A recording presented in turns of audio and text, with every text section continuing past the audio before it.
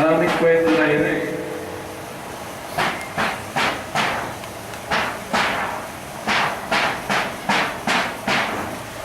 Yung mga bagay na parang gusto mong pahalibalayin. Yung parang padaan mo lang sa isip mo.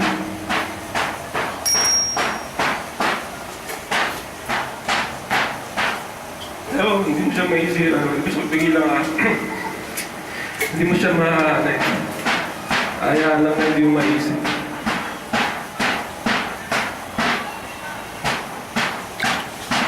Kasi bago birthday ni Papa, panagiging pa ko silang dalawa ni Papa.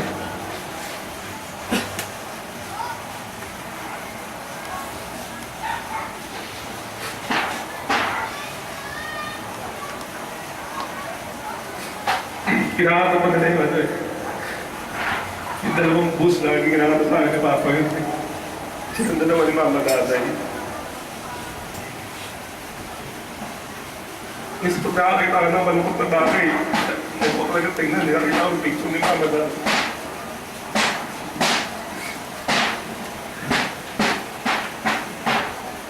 Kung pwede na talagang walang mawala lahat pwede mabuhay na lang. Yung yung respeto ko sa lahat ng mga tito ko, kay Mama Daday, kay Papa Silio, kay Papa. Lahat mataas respeto ko eh.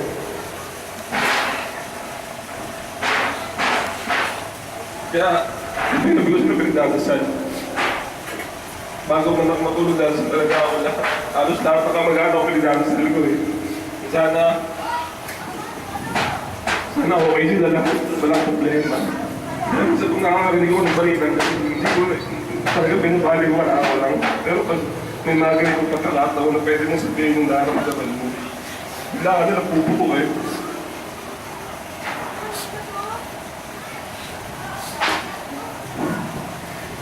Hindi ko man makausap si Mama Daday lagi ng araw-araw o minuto.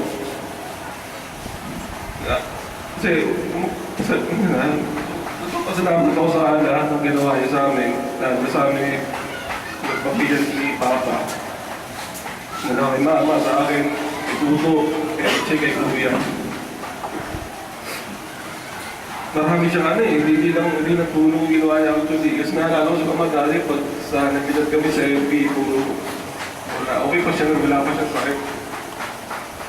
So, lagi nga, pag-asawa na yung gusto yung sabihin sa akin, kung kailan daw ako mag-asawa. Sabi ko, wala pa naman sa panahon, kasi sila Mama, wala na patati si Papa.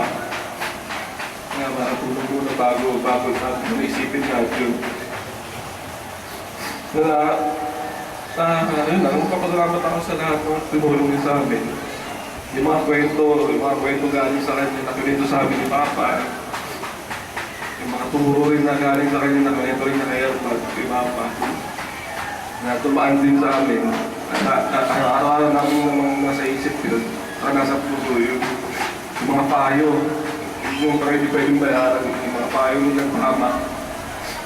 Yung mga mabubuti nilang gawain. Ayun dapat laging isipin. Ayun lang. Bigla ko lang naalala mo. Pataginip ko rin na nakakayak. Salamat Mama Daday sa alam ko kung nasan kami ngayon, nasa mabuti naman yun. Wala namang plano yung Diyos naman, napakit sa mga tao. Kaya salamat sa Daday.